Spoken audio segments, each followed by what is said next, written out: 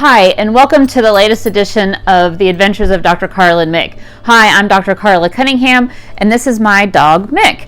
And it's been a little while since we made a video for you, but we wanted to go over what you should get, what you should have ready before you bring home a new puppy.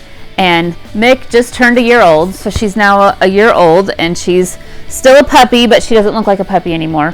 But we put together this new puppy checklist. And that's a check mark, by the way. So the first thing that you need to get before you bring a new puppy home is a crate.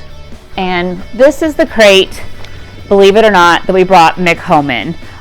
She fit into this in March of last year. So obviously this wasn't the crate that we bought. This is her transport crate, but this over here is the crate that we bought for her to live in. But this is going to be kind of her bedroom. This is her indoor dog house. If she was a small breed dog, this may suffice to be her permanent crate, and you can use it to take her back and forth to the vet with too. But you need a crate. The next thing you need is maybe or maybe not puppy pads. We have another video on house training, and in that video I talk about potty pads. I personally did not use potty pads because I wanted her to use the bathroom outside.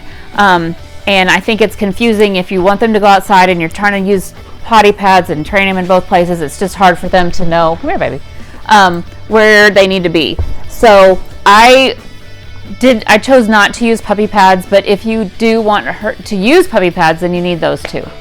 The next thing that you need to get ready before you bring your new puppy home are something to feed them with. And I like stainless steel bowls. They're easy to clean. These bowls are great because they're narrow on the top and wider at the bottom, and she could not pick these up and carry them around. So I really like stainless steel bowls because they're easy to disinfect. So you need one for water and one for food, which brings us to food. And Mick, you're taking up all the room here. I like to use, I personally like iVet puppy food, and there's a video on that in another place on our YouTube channel, but it needs to be a puppy food, and I recommend kibble. I think it's easier to feed, it's less messy. Not that there's anything wrong with canned food, I just prefer kibble. If your dog's going to be over 50 or 60 pounds when they're full grown, they need to be on large breed. So we need dog food. If you're getting them from a breeder, they may have a food that they want you to start off with. And if you don't want to stay on that food, that's fine, but you need to mix that over gradually. Other things that you need chew toys that are puppy safe. And let me show you some of the toys that we got for Mick. This is a Kong toy. You can put stuff inside of it to keep him busy. It's basically indestructible. Here is a tug toy that she likes to tug on. Sit down, girl. A squeaky toy, which she also likes.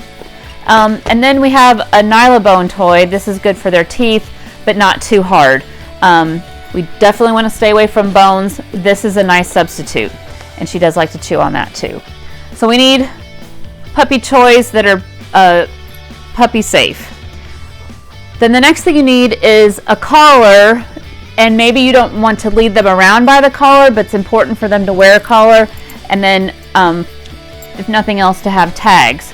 So she's got a name tag here, she's got a rabies tag, she's got a microchip tag on here, so this helps people find her owners if, God forbid, she ever gets separated from us. The other thing you need is, I recommend a gentle leader. We'll have a video on that another day, but this is a gentle leader, and it's got a leash attached. If it's a smaller dog, you may want to use a harness, but you need something to be able to teach them how to walk on a leash. So you need a gentle leader. Then you need grooming supplies, some shampoo that's made for dogs. Don't use your shampoo. A comb and a slicker brush.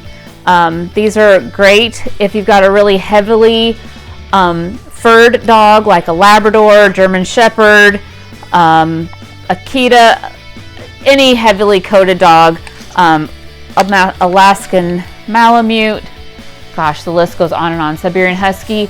There's Furminators are great, but if you have a regular dog that doesn't have that much hair, a slicker brush and a comb will suffice. And then the last thing that I recommended, and this is definitely something we used with Mick when she came home, was an Adaptal Collar. These are infused with the pheromones that mother dogs release, so it can really help make that transition from mom to your house much more smooth. So these are the things that I would recommend that you have together before you bring your new puppy home. So that's all for now. Thank you for joining us, and we'll see you next time on the Adventures of Dr. Karla and Mick.